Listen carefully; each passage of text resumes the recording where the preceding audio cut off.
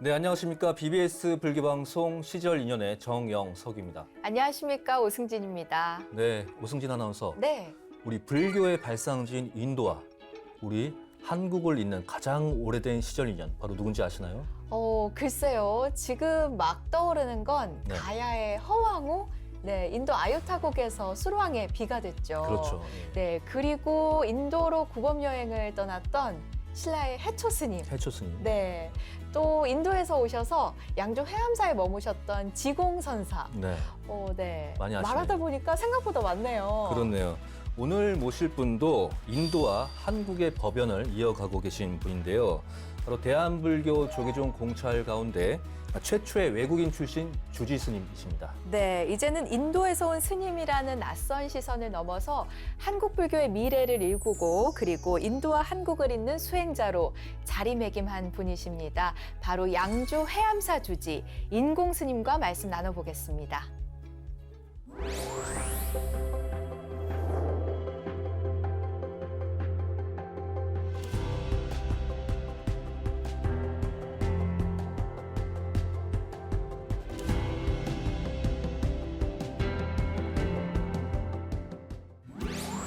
네, 스님 안녕하십니까? 안녕하십니까? 안녕하십니까. 네, 스님 이렇게 오늘 시절 인연 출연해 주셔서 감사합니다. 먼저 BBS 불교방송 시청자 여러분께 인사 한 말씀 부탁드리겠습니다. 예, BBS 불교방송 시절 인연 시청자 그리고 불자 여러분, 저는 회암사 주지 소임을 맡고 있는 인공이라고 합니다. 만나서 반갑습니다. 반갑습니다, 반갑습니다. 스님. 네. 네. 처음 뵙는 분들은 한국 스님이신 줄 그러니까요. 아실 것 같아요. 예, 네, 물론 지금은 한국 스님이시지만요. 네. 네. 스님께서 태어나서 자란 곳이 히말라야 고산지대, 네. 이 타왕이란 곳이라고 들었습니다. 네. 어떤 곳인가요? 타왕은 이제 고산지대에다가 이제 사계절이 뚜렷하고 또 티베트 불교의 영향을 많이 받은 소수 민족이 사는 그런 지역입니다. 네. 그래서 제가 이제 7살까지 고향에 살았는데 가장 이제 기억에 남는 것은 이제 늘 어렸을 때부터 어머니 손잡고 타왕의 인도의 제가 개인적으로 알기로는 아마 두 번째로 가장 큰 사찰, 한 500년이 넘는 이 오래된 사찰이 있습니다. 그리고 그 사찰 이름이 타왕사원이라고 하고, 그 타왕사원이라고 하고, 또 그 타왕사원을 통해서 그 지역 이름도 타왕이라고 부르고 있습니다. 아, 그렇군요. 타왕 지역에는 사찰이 몇 개 정도가 있나요? 보통 이제 한국처럼 네. 이렇게 말사라는 개념이 많이 없습니다. 예, 보통 이제 티베트 불교 영향받은 지역들 보면은 대부분 이제 큰 사찰에 한 많으면 한 6천 명씩 같이 살고 그러니까 타왕 같은 데는 이제 고산지대에다 인구가 좀 좁다 보니까 한 타왕 사원 안에만 해도 한 스님이 한 500명 정도 사시고 네. 말사라고 하면은 이제 마을마다 이렇게 기도나 의식을 책임지는 조그만한 그런 사찰들이 있긴 있습니다만은 그렇게 많지는 않습니다. 한국처럼. 아까 스님께서 잠깐 말씀을 해주셨는데 어린 나이에 네. 그 티베트 사원으로 출가했다고 들었어요. 네. 예. 제가 이제 실제적으로 기억은 잘 안 나는데 가장 기억에 나는 거는 이제 학교를 잘 안 가는 거. 대신에 어머니하고 이제 어머니 손잡고 이제 절에는 자주 가서 티베트 불교 문화에 꼬라라고 있습니다. 꼬라는 탑돌이, 한국말로 하면 탑돌이를 굉장히 많이 하는 문화가 있어서 그 탑돌이를 할 때 어머니 손잡고 많이 따라다녔는데 학교나 이런 거는 잘 가지를 않아서 아마 어머니가 이제 생각해보니 아이가 좀 절에 가는 걸 좀 좋아하는 것 같기도 하고 또 제가 어렸을 때 늘 어머니한테 기차 타고 멀리 가고 싶다라고 그런 얘기를 많이 했답니다. 예. 그래서 어머니가 이제 타왕 사원에 출가시키면은 저희 집하고 한 10분 거리입니다. 타왕 사원 바로 밑에 제 집이 있어가지고 10분 거리니까 또 마음 한 번 더 변하면 다시 집으로 돌아올 수도 있잖아요. 그래서 이왕 교육을 하고 불교 공부를 좀 잘하기 위해서는 좀 멀리 아이 바람대로 좀 멀리 보내야 되겠다 해서 남인도로 이렇게 남인도에 있는 겔룩파라는 그 종파에 네. 이렇게 어머니가 출가 인연을 맺게 해주셨습니다. 그럼 7살 때 출가를 하신 건가요? 이제 7살에 남인도 사찰에 들어가고 네. 이제 수계라고 하죠. 이제 삼위계를 받은 게 8살에 받았습니다. 8살이요? 8살에. 예, 8살 때 오승재 아나운서 당연히 초등학교. 저 초등학교 입학할 학생이었겠죠. 때였는데 네. 얼마나 부모님 품이 그리울 나이일까요? 근데 희한하게도 이 은사 스님한테 이제 공부를 안 한다고 맞았을 때만 부모님이 좀 그립고 네. 그거 외에는 고향이나 부모에 대한 그 그리움이 사실 크게 없었습니다. 그래서 그 남인도에 있는 겔룩파 사찰은 교육 방식이 암기로 통하니까 암기요? 예, 그래서 하루에 반 페이지 정도 늘 암기해서 저녁에 은사 선생님한테 시험을 봐야 됩니다. 그럼 시험을 통과하면 그날 이제 저녁에 편하게 자는 거고 네. 이제 시험이 암기 제대로 안 되면은 이제 은사 선생님께서 맞을래 아니면은 다시 나가서 암기해서 이제 시험 보러 올래 이렇게 하면은 가끔 이제 시간 너무 늦을 때가 있잖아요. 네. 그래서 이제 가끔은 이제 대부분 이제 좀 애들이 그 나이 또래 애들은 다 그날 맞고 그냥 잡니다. 그래서 맞을 때만 좀 부모님이 좀 그립고 네. 그 외에는 크게 그런 게 없었습니다. 와, 완전 스파르타식이네요. 그러니까요. 네. 지금 그 티베트 불교 문화와 네. 그 한국 불교 문화 어떤 점이 좀 다른 점이 있던가요? 이제 제가 티베트 이 겔룩파 문화에 한 10년 정도 살았고 한국에 와서 17년 정도 이제 한국 불교에 몸을 담고 있는데 이제 크게 이제 제가 저의 나름의 느낌점을 보면은 불교를 어느에 근거를 해서 받아들이냐. 그러니까 아무리 불교가 인도에서 나왔다 하더라도 한국은 중국이라는 나라를 통해서 불교를 받아들였고 이 티베트 불교는 인도에 있는 날란다 대학의 이 불교 방식을 받아들였습니다. 네. 그렇기 때문에 이 두 이 종파의 차이는 이제 한국은 중국으로 받아들였기 때문에 거기다 한국 문화의 유교 문화가 굉장히 길게 좀 자리 잡았잖아요.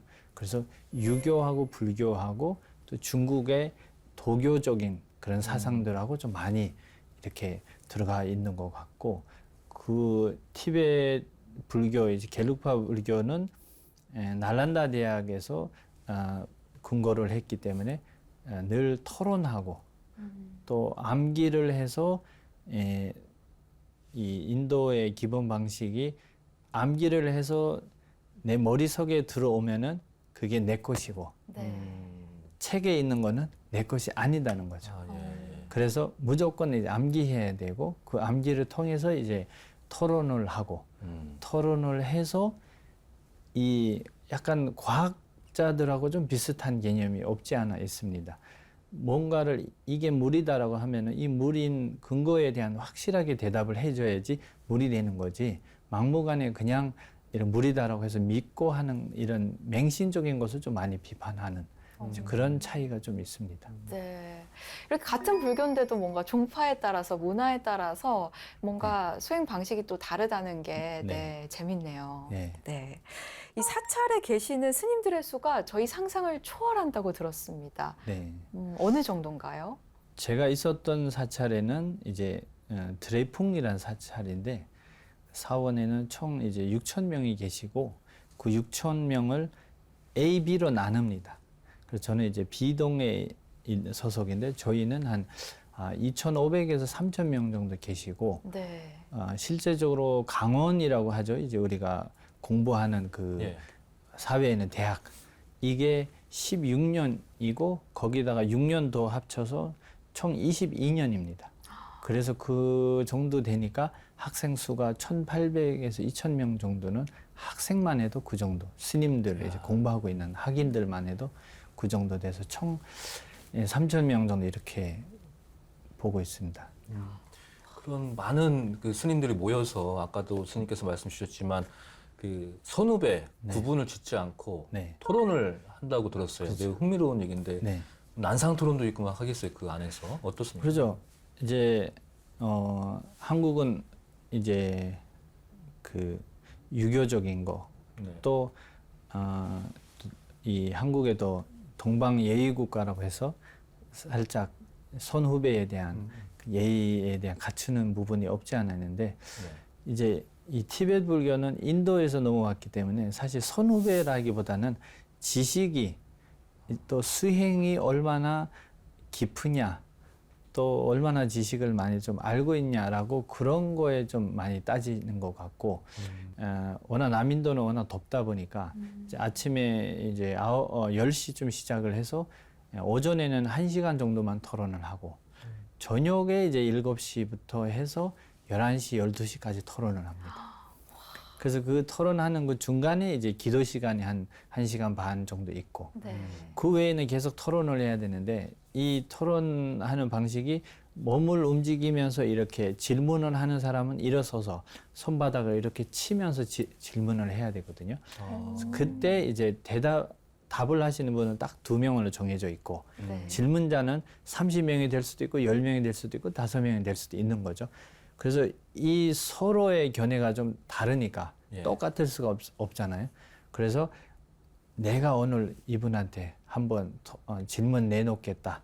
그래서 서로 밀고 하거든요. 밀고 땡기고 그 사이에도 막 싸움이 날 때도 있고 그렇게 좀 격하게 이렇게 수행하고 그렇습니다. 그게 이제 자연스럽다는 거죠. 그렇죠. 토론 예, 문화가. 그거에 대한 뭐 좀 기분 나쁘게 생각하거나 네. 예, 그런 거는 없습니다. 재밌네요. 굉장히 토론도 체계적으로 이루어지고 있는 그러니까요. 것 같습니다. 네, 맞습니다. 네. 그런 티베트 불교의 전통을 이어오시다가 네. 한국행을 결심하셨습니다, 스님. 네. 어떤 인연이었나요? 사실 고향에서 남인도로 갈 때도 크게 뭔가 왜 왔지라는 거 물어보면 크게 이거다라고 딱히 뭐 보여줄 수는 없는 것처럼 한국 역시도 뭔가 한국에 가서 뭘 해야 되겠다라는 생각이나 그런 번뇌가 일어난 적이 없었어요. 네. 근데 아까 말씀하셨다시피 많은 스님들이 같이 공부하잖아요. 네. 그래서 외국에서 스님들이 많이 그 공부하러 옵니다. 네. 그래서 이제 한국 스님이신 이제 보만 스님께서 그 공부를 인명 논리학을 공부하고 싶어서 오셔서 공부하시다가 이제 저를 한국에 가서 한국 불교를 좀 공부해보는 게 어떠냐라는 그 이야기에 이제 저도 크게 뭐 고민하진 않고 네. 은사 스님께 허락을 구하러 갔는데 은사 스님께서 5년 정도는 해보고 만약 아니다 싶으면 그냥 다시 인도로 돌아와서 그 겔루바 종파의 공부를 끝까지 했으면 좋겠다. 그래서 제가 5년까지만 하고 아니다 싶으면 돌아오겠다라고 답을 드리고 이제 허락을 받고 한국에 오게 됐습니다. 17년이 되셨네요. 그러니까요. 아직 숫자는 17년인데 저희 개인적으로는 아직 5년이 안 된 것 같습니다. 정말요? 예, 농담이에요. 스님 그 인도에서 네. 이미 그 출가하셔가지고 네. 수행 생활을 하셨는데 한국에 와서 다시 그 네. 뭐랄까 행자 생활을 시작하셨다고요? 네. 그것도 제도적인 것 때문에 그런가요? 어떤 이유 때문인가요? 그게? 맞습니다. 아무리 같은 불교라고 해도 네. 그 나라의 그 정파의 법이 또 나름대로 있습니다. 그래서 한국의 대한불교 조계종에 출가를 하고자 한다면은 과거에 어느 곳에 몸 담았더라도 행자라는 그 6개월의 그 기간과 그 이후에 이제 강원이나 기본교육 그런 거를 다 차별 없이 누구나 다 평등하게 해야 되는 그 법이 있기 때문에 네. 그래서 저도 그 법에 따라서 다시 행자 생활을 하고 이제 다시 이제 수계를 또 받고 이렇게 두 번의 출가를 이렇게 하게 된 거죠. 그 스님 법납도 그 행자 생활 이후에 이제 다시 새롭게 시작이 되는 네, 건가요? 맞습니다. 아, 예. 네. 다시 태어난 셈이죠. 그렇군요. 그럼 강원 교육은 어디서 받으셨어요? 이 강원은 이제 제가 처음에 송강사로 갔는데 네. 이제 몸이 좀 아파가지고 거기서 좀 나와서 소요산 자제암이라는 사찰에서 1년 반 정도 기도를 좀 하다가 네. 그 다음에 이제 양산 통도사, 통도사. 네, 불보 정찰이죠. 이제 통도사에서 이제 기본 교육 4년 강원을 거기서 졸업하고 네. 또 대학원인 유런이라고 있잖아요. 그래서 유런에 2년 공부를 해서 6년 정도 이제 통도사에서 이렇게 공부를 하게 됐습니다. 와. 네. 네. 행자 생활 정말 초단위를 다툰다고 하더라고요. 네, 맞습니다. 네. 통도사에서 최초의 외국인 입승이셨다고 들었습니다. 네. 그 이제 입승이라고 하면은 이제 우리 요즘 말로는 학생 회장, 네. 그러니까 학생 회장을 뽑는데 1, 2학 3학년까지가 투표를 합니다. 그래서 제가 이제 투표로 당선이 돼서 이제 한국 통도사에 강원에 뭐 어르신 스님들은 이제 여태까지 외국인은 없었다 네. 해서 이제 최초가 된 것 같은데 사실은 입승이라고 하는 것은 이 많은 학생들을 다 좀 거느리고 그 다음에 본인 공부도 해야 되고 그리고 위에 선배님 어르신들한테도 이 강원이라는 이 소속과 또 통도사는 많은 소속이 있잖아. 강원, 유런, 선원, 뭐 연불원 이런 것처럼 이 모든 이 소속들과의 또 연합이라고 해야 되나요? 좀 서로 잘 이렇게 어울리게 네. 지내야 되고 그래서 사실 초반에는 좀 제가 문화도 아직 잘 모르고 또 언어적인 부분도 아직 많이 배워야 될 점이 많아서 좀 걱정 염려가 있어서 좀 힘들다고 개인적으로는 후보라는 이름에 올랐을 때도 저는 이러이러한 점에서 많이 부족한 사람이니까 저는 입승은 안 뽑았으면 좋겠다 했는데 그래도 어르신인 이제 학장 스님께서 그래도 두고 봐라. 대중이 그냥 뽑으면 하는 거고 안 뽑으면은 뭐 안 하면 되는 거지 뭐 후보에서 이름 빼고 그러는 거는 좀 맞지 않다 해서 이제 또 저한테 후배 스님들이 이제 한번 기회를 주신 거라고 생각을 해서 예, 이 입승을 맡게 된부터 이제 나름의 또 열심히 해서 잘 회양을 했습니다. 네. 예. 스님 그 인자, 공자, 이 인공이라는 법명도 네. 한국에서 출가 후 받게 되신 건가요? 법명이 어떤 의미인지 좀 궁금합니다. 이제 한국에서 이제 행자 생활 마치면은 정식 승려가 될 때 은사 스님이 내려주신 법명을 이제 달고 평생 사는데 저 역시도 이제 은사 스님이신 해자 만자 스님께서 이제 저희 사형이 한 3분 정도 계십니다.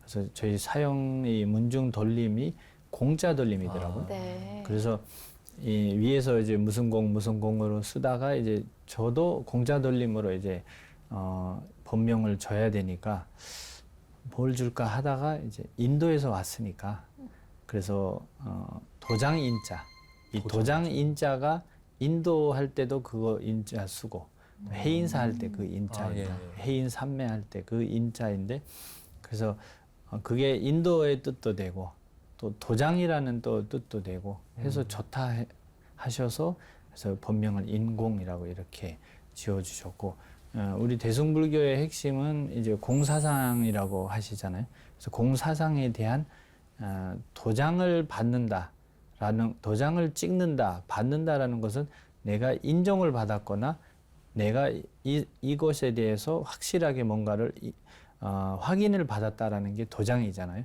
네. 우리가 서류도 도장을 찍으면은 그때부터 이 서류가 인정이 되는 서류가 됐듯이 그래서 은사 스님께서 인도에서 온 인연도 있지만 공사상에 대해서 대승불교의 핵심이는 이 공사상에 대해서 확실하게 공부를 해서 그에 대한 좀 결과를 좀 얻으시라 해서 인공이라고 이렇게 지어주셨습니다. 큰 의미가 담겨 있네요. 네, 네. 인도에서 오신 스님이 양조 회암사 주지가 됐다는 점도 굉장히 상징적이라는 생각이 듭니다.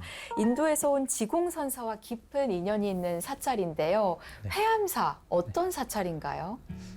이제 말씀하셨다시피 회암사는 지공화상하고 이제 나홍화상, 무학, 이 대사까지 해서 이 3대 화상이라고 한국 불교의 뿌리이고 또 한국 불교의 어떤 의식을 할 때 이 세 분의 증명이라고 하죠.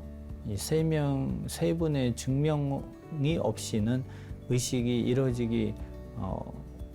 이루어질 수 없다라고 할 정도로 한국 불교의 근현대는 뿌리가 될 정도로 큰 스님 세 분이 다 인연이 있던 것이 네. 양주 회암사이고 또 제가 양주 회암사의 주지를 이렇게 맡게 된 역시도 어떠한 제가 거기에 가서 주지를 해야 되겠다 하는 생각을 역시 한국에 어떻게 가야 되겠다라고 한 적이 없는 것처럼 한 번도 회암사에서 주지를 해야 되겠다 그런 생각은 없었고 네. 또 한국 불교나 한국 사찰에 대해서 큰 지식이 아는 게 없어서 회암사가 지공선사하고 인연이 있는지도 사실은 나중에 알았습니다. 네.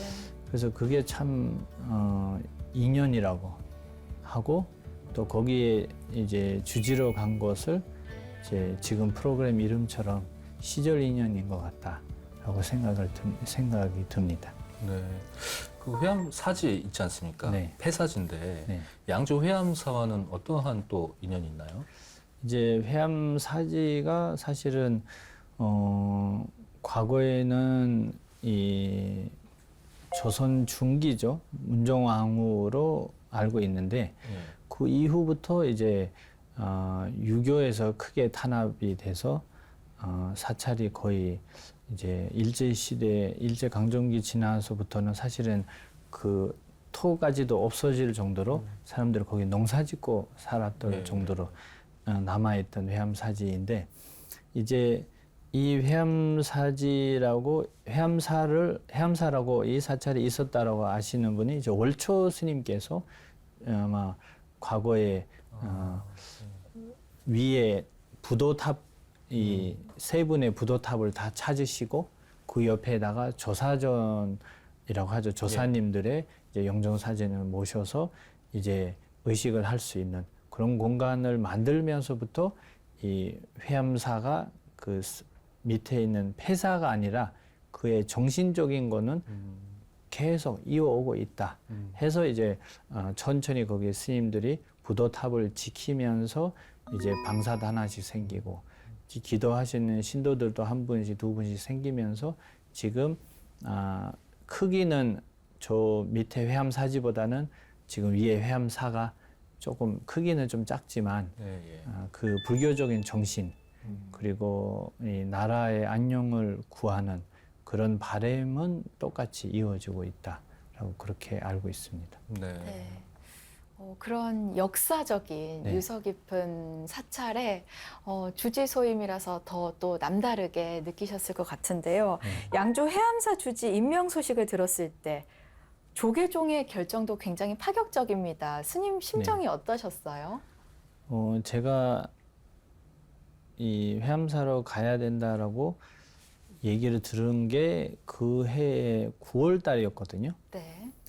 근데 제가 6월 달에 이제 인도에 갔다가 8월 달에 사실 한국에 들어왔거든요. 들어온 지 얼마 되지도 않은데 회암사에 가서 이러한 소임을 살아야 될 수 있다. 그래서 마음 준비를 좀 해라라고 할 때는 기뻐하는 것보다는 사실 걱정이 좀 많았습니다. 제 개인적으로는 아직 공부가 많이 부족하고 또 한국 문화 이해하는데 아무리 이 10몇 년이 됐다 해도 그래서 조금 더 성숙해지고 좀 더 공부를 해서 나이가 그래도 한 40 좀 넘어서 이 사찰에서 주지를 좀 맡으면은 오히려 조금 더 자연스럽게 한국 문화에 이제 한국 불자들하고 좀 소통이 되지 않을까 싶어서 그런 마음이 일체 없었는데 처음에는 그런 이제 교구장 봉선사 교구장 스님이 그런 마음을 내셔서 저한테 얘기를 하시고 또 정단에서도 이제 그에 대한 크게 반대가 없이 예, 그래서 한번 해보는 것도 이제 괜찮다라고 하셔서 그래서 임명장을 받게 됐는데 말씀드렸다시피 개인적으로는 좀 아직도 좀 저한테는 너무 과분하다고 해야 되나요? 너무 큰 일이고 큰 소입니다. 해서 아직도 이제 주지라고 완전히 받아들이고 살기보다는 그냥 그 절에서 열심히 기도하고 지키는 마음으로 이렇게 살고 있습니다. 네. 외국인 스님으로서 소임을 잘 해내야겠다는 그런 책임감도 크셨을 것 같아요. 네, 이제 사실은 우리가 스님 승복을 입으면은 이제 모든 스님의 책임을 내가 가졌다라고 이런 신념으로 어디 돌아다닐 때도 조심해야 되고 네. 또 어떤 행동을 하더라도 늘 조심해야 되거든요. 그와 똑같이 또 외국인 출신으로서 공찰의 전통 사찰에 주지한다는 것 역시도 제가 잘 해내지 못하면 앞으로 저희 후대에 이제 외국인 정말 좋은 스님들이 그런 기회 역시도 박탈되지 않을까. 왜냐하면은 과거에 이런 거는 있었지만은 역시 잘 안 되더라. 역시 외국인은 안 돼라는 그런 게 좀 없지 않나 있을까봐 예, 그런 걱정이 좀 없지 않아 있습니다. 네. 스님께서 17년 동안 한국에서 이제 생활하시면서 한국에서도 받기 힘든 전계정강을 받으셨다고 들었어요. 네, 예. 이제 정계 정강을 해주시는 스님께서 이제 저희 강원의 학장 스님이셨고 또 학장 스님께서는 본인의 이제 저기 인생에 있어서 처음이자 마지막이 될 수 있다. 스님께서 원래 정강 전계 이렇게 안 하시거든요. 네네. 별로 생각이 없으신데 이러한 이제 인연이 됐으니 스님도 이제 마음을 있으시면은 와서 좀 받으시라 하셔서 저도 사실은 아직 그릇이 되지 않아서 받기는 거부감이 있지만 그래도 스님의 말이 이제 처음이자 마지막이 될 수 있다니까 제가 굉장히 존경하고 또 좋아하는 스님의 이러한 조그만 이런 인연도 역시 나중에는 없을 수도 있을 것 같아서 이 전계종강을 동화사에서 해주셨는데 그때 이제 좀 한켠에서는 무거운 마음, 한켠에서는 고마운 마음을 가지고 이렇게 전계종강을 받게 되었습니다. 네. 스님 아까 책임감에 대한 말씀도 해주셨는데 네. 뭔가 국적과 상관없이 네. 수행과 노력을 이렇게 인정받으신 그런 결과가 아닌가 싶습니다. 네. 네. 스님께서 주지 소임을 맡게 된 이후에 회암사에도 크고 작은 변화가 생겼다고 들었습니다. 네. 우선 외국인 스님들이 많이 오신다고요. 이제 주지 임명을 받고 가장 획기적인 일은 거의 80여 년 만에 돌아온 사리. 살이. 네. 네, 부처님의 사리가 지공선사, 나홍선사하고 부처님의 사리가 80여 년간 다른 나라 박물관에 그 어두운 곳에 계셨던 사리들이 임명을 받고 한국에 다시 들어온 것도 정말 저한테는 굉장한 좋은 인연이었고 네. 그 다음에 이제 제가 회암사에 주지하면서 외국에서 스님들을 모시고 출가 인연을 맺어주면은 대한불교 조계종에 또 한국 불교에도 굉장히 힘이 될 것 같아서 네. 그래서 인도에서 지금 한 6분 정도 매년 한두 명씩 데리고 와서 이제 행자부터 해서 교육시키고 지금 6명 정도 이렇게 출가를 시켰습니다. 아, 그러시군요. 네. 그래서 스님께서 이 회암사를 외국인 스님 출가 도량으로 만들고 싶다. 그런 또 큰 네. 원력을 또 세우셨어요.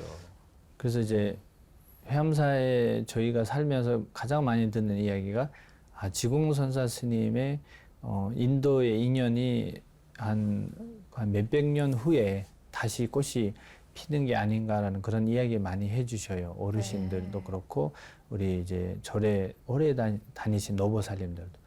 그래서 그분들 말대로 하면은 역시 저 혼자서는 뭔가 해내기보다는 이 지공선사하고 인연 있는 이 도량에서 인도 출신 스님들을 좀 출가시키면은 더 이제 한국 불교에 좋은 일이 되지 않을까 싶어서 무조건 이제 데리고 오면은 회암사에서 행자 생활하고 회암사에서 부도 앞에 가서도 여부는 인도에 네. 과거에 인도에 주신 스님이다 해서 이제 그런 설명도 해주면서 부도 청소도 하고 이렇게 행자 생활을 시키면으로써 이제 한국 이 조계종에 출가를 시키고 있습니다. 네. 네.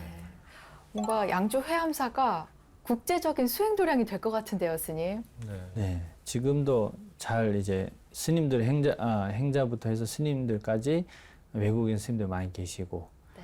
또 이 근처에 있는 국제 동아리 불교 동아리도 189명 정도 되는 학생들 이렇게 활동을 하면서 다문화 이 다민족에 좀 더 가깝게 맞아요. 포교 활동을 하고 있습니다.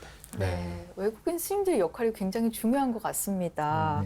한국 불교에서 외국인 스님들이 어떤 역할을 해주셨으면 하시나요? 일단 한국 사회가 지금 급속히 다문화로 좀 변하고 있고 네.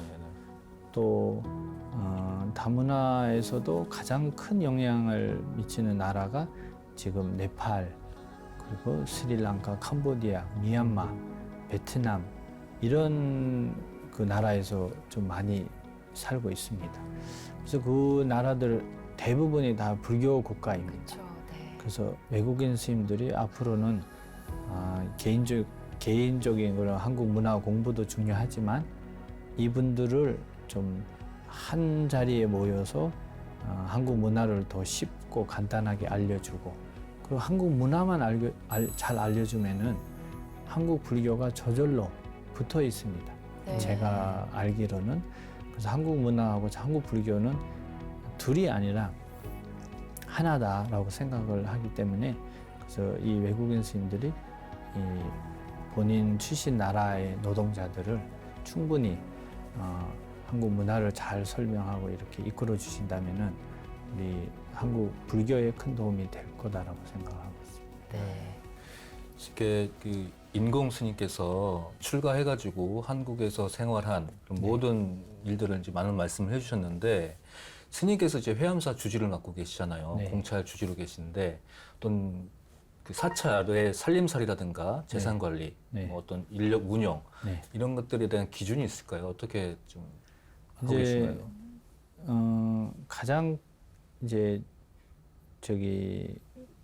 주지를 들어가면서 이제 늘 하지 말아야 되겠다라고 첫 번째 원칙은 네. 이제 돈 이야기 하지 말자. 조금 어렵더라도 만족해서 사는 걸로 해서 절에 가서 이제 돈에 대한 스트레스 받아서 신도들이 절에 안 오는 그런 절은 하지 말자 해서 최대한의 그 필요한 부분 정도만 우리가 운영을 하게끔 해서 각자 이제 템플과 사무실과 이 부분에서는 각자 책임자가 알아서 잘 책임지게끔 전적으로 완전히 밀어주고 믿어주고 그렇게 운영을 하고 있습니다. 맡기는군요. 네. 전적으로. 네. 스님께서 평소 참 신도분들께 좋은 말씀도 많이 해주시고, 네. 다양한 분야에 걸쳐서 많은 신경을 쓰고 계신 것 같습니다. 근데 바쁜 와중에도 절대 타협하시지 않는 게 있다고 들었습니다. 기도 그리고 법회인데요. 네.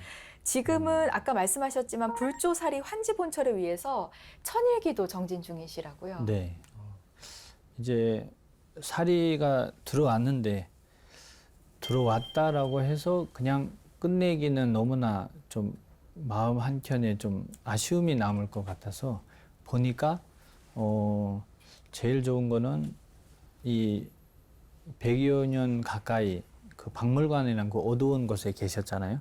네. 그래서 우리가 더 밝은 곳에 모셔놓고 1000일 동안 참여하는 마음으로 기도를 하면 좋겠다. 네. 해서 제가 이제 1000일 기도를 마음을 먹어서 1000일 기도 시작을 했고, 그리고 아침 5시, 10시, 그 다음에 오후 미시라고 하죠. 오후 2시, 저녁 6시 이렇게 4번을 기도를 하는데 우리 스님 3분이 나눠서 네. 하는데 이제 저는 외부에 정말 꼭 나가야 되는 일이 아니면 가능한 정말 늘 사시기도, 새벽 기도는 꼭 하고 이렇게 가고 있습니다.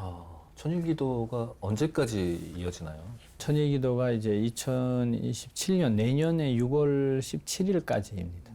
그래서 이제 1년 거의 정도. 1년 정도 남았죠. 지난번에 700일 회양을 하고 와. 그래서 이제 한 300일 정도 남았습니다. 네.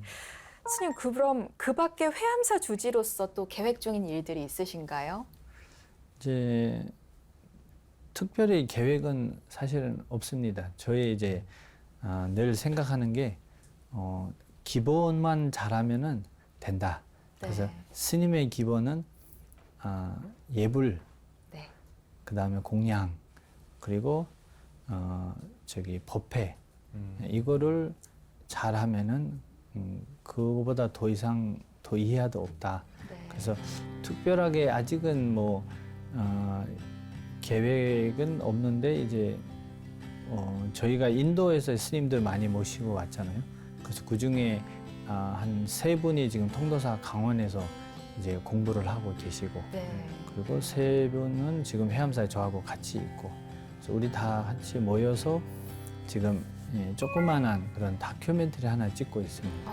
네. 그래서 다큐멘터리를 이제 회암사의 역사와 지공선사의 인도라는 그 나라의 또 출신의 지금 6, 7명 스님이 와서 회암사에서 출가하고 또 통도사라는 큰 사찰에서 공부하는 그런 이제 스토리를 좀 담으려고 그거를 관련해서 한국에서도 출가자가 좀 늘었으면 좋겠고, 네.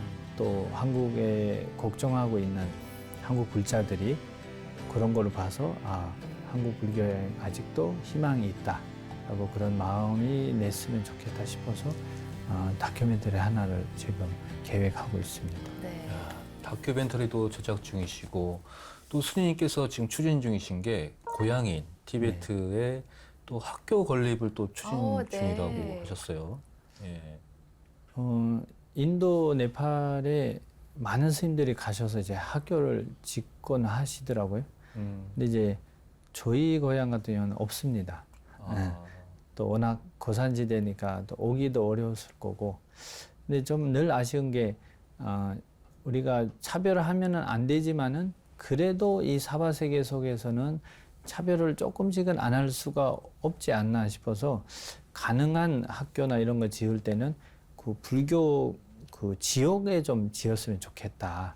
해서 이제 저희 고향 같은 경우는 거의 뭐 99%가 다 불자니까, 그래서 제가 이제 고향에 지금 학교를 지으려고 10,000평 정도를 구입을 해서 지금 한 기숙 학교를 이제 목표로 하고 있습니다. 그냥 학교 왔다가 가는 그런 학교가 아니라 기숙을 하면서 이 공부도 하고 거기에서 살면서 이 고산지대 집으로 보내버리면은 아버지가 부모님이 농부일 경우에는 농사일을 시켜요 또.